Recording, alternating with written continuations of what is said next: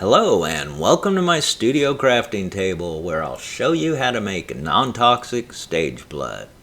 Okay, first you will need dark corn syrup. Make sure it's the dark syrup and not the clear syrup or you're going to run into problems. Trust me on that one. Next you'll need red food coloring, which is self-explanatory. And the last ingredient, chocolate syrup, which is optional, but you'll probably want to add it. You'll see why in just a moment. All we need is something to mix it in and we're ready to go.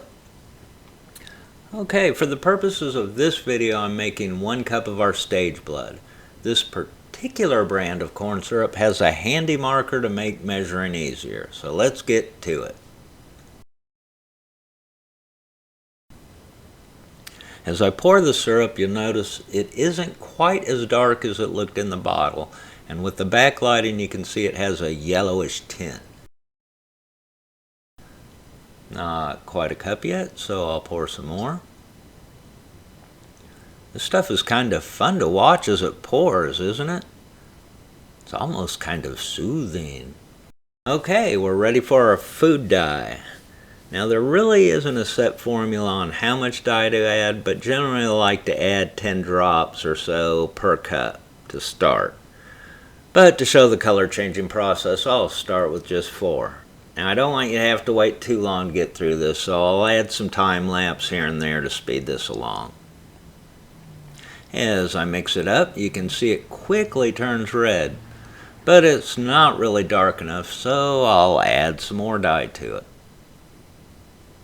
Now we're getting somewhere.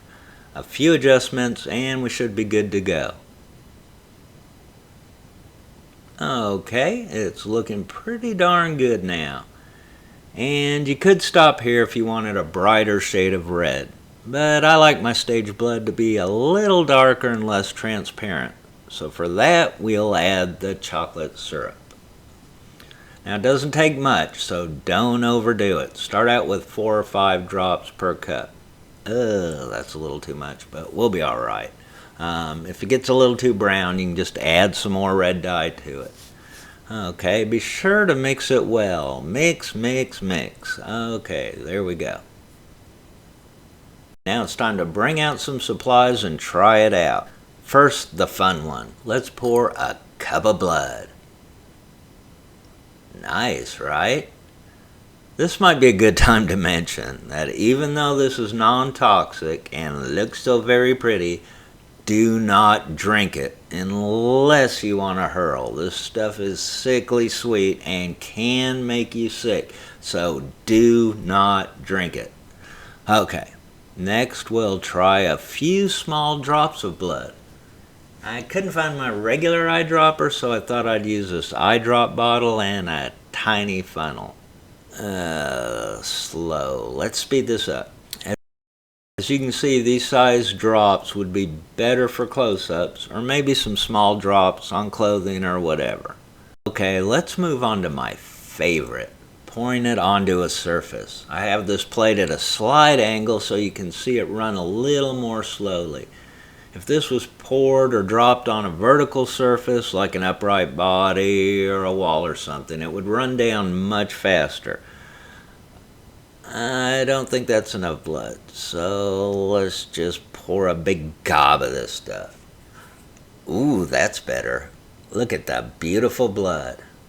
And now you know how to make this beautiful non-toxic stage blood for yourself.